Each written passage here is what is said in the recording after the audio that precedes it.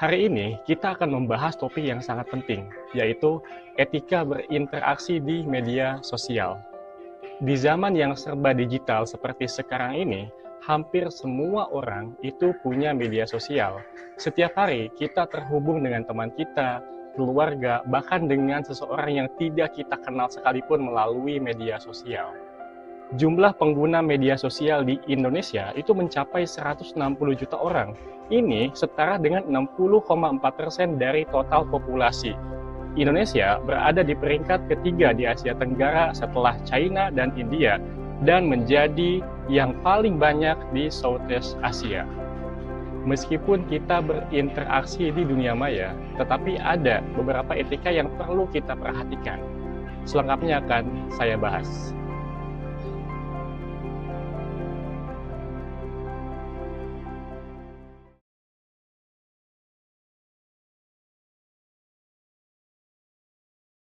Kita semua tahu bahwa media sosial sangat memudahkan kita dalam berbagi foto, video, opini, bahkan momen-momen penting dalam hidup kita. Tapi sayangnya, tidak semua orang menyadari di balik kemudahan itu ada tanggung jawab yang harus kita pegang. Apa yang kita ucapkan atau unggah di media sosial bisa berdampak besar, bukan hanya pada diri kita, tetapi juga pada orang lain. Oleh karena itu, penting untuk selalu menjaga etika agar hubungan kita dengan orang lain tetap baik dan harmonis, meskipun hanya melalui layar. Saya menemukan beberapa fakta berita yang berkaitan dengan hal ini. Yang pertama, adanya penurunan etika digital di Indonesia. Menurut riset Kementerian Komunikasi dan Informasi atau Kominfo dan Katadata Insight Center, etika digital masyarakat Indonesia menurun dari angka 3,72 di tahun 2020 menjadi 3,53 di tahun 2021. Kemudian, data yang kedua, yaitu peringkat tertinggi dalam perilaku tidak sopan. Survei Microsoft tahun 2020 menunjukkan bahwa Indonesia menempati peringkat tertinggi di Asia Pasifik dalam perilaku tidak sopan di dunia maya. Dengan 76% responden melaporkan pernah mengalami tindakan tersebut.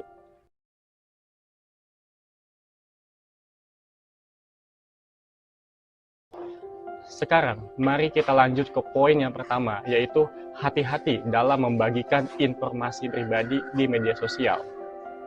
Mungkin sebagian dari kita itu ngerasa nyaman saat kita membagikan foto lagi liburan, membagikan lokasi terkini, informasi terkini, dan hal-hal yang lainnya.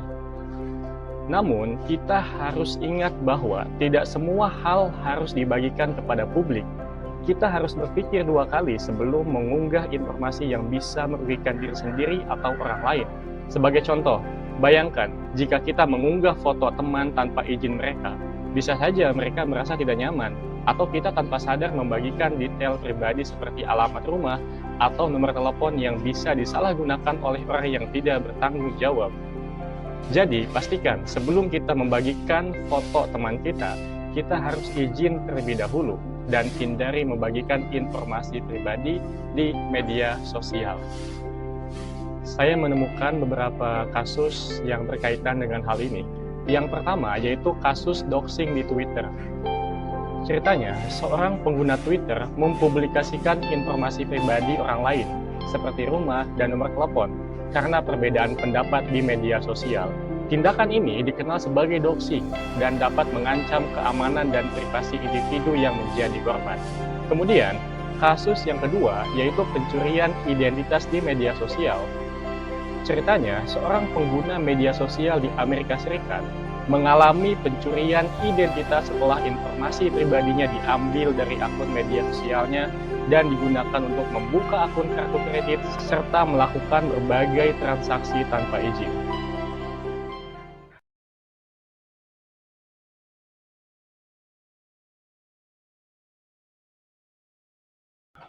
Selanjutnya kita menuju ke poin yang kedua, yaitu menggunakan emoji yang tepat. Di era yang serba digital ini, penggunaan emoji itu sangat efisien, di mana kita bisa mengekspresikan perasaan kita tanpa harus mengetik panjang lebar. Tapi tahukah kalian bahwa penggunaan emoji yang tidak tepat itu bisa menimbulkan kesalahpahaman?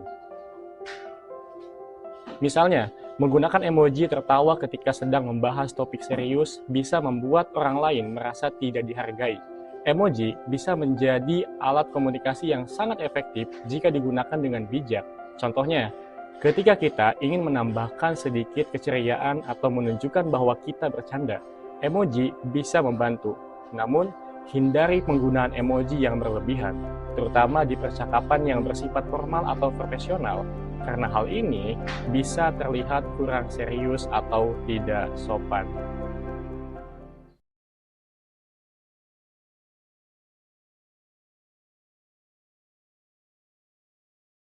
Poin yang terakhir yang tidak kalah penting adalah menghargai pendapat orang lain. Media sosial seringkali dijadikan sebagai tempat untuk diskusi, tempat untuk menyampaikan opini maupun argumentasi, baik itu tentang politik, hukum, pendidikan, dan isu-isu yang lainnya. Dan terkadang kita mungkin tidak setuju dengan apa yang orang lain sampaikan, tapi ingatlah bahwa setiap orang memiliki sudut pandang yang berbeda.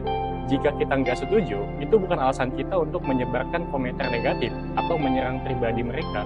Sebaliknya, cobalah untuk berbicara dengan bijaksana. Misalnya, daripada mengatakan pendapatmu salah, kita bisa menggunakan kalimat yang lebih sopan, seperti saya menghargai pendapat kamu, tapi saya melihatnya dari sudut pandang yang berbeda. Dengan cara ini, diskusi bisa berjalan dengan baik dan menghindari konflik yang tidak perlu. Kasus yang saya temukan yang berkaitan dengan poin terakhir ini, kasus bullying di media sosial.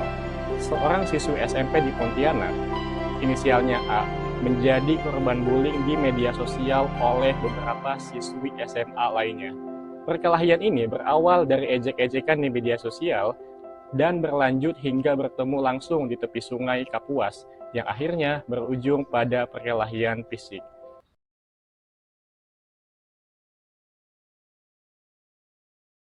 Jadi itulah beberapa etika yang perlu kita perhatikan dalam berinteraksi di media sosial.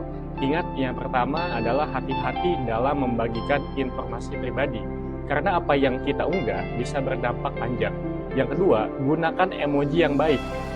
Jangan sampai salah tempat dan malah menimbulkan kesalahpahaman.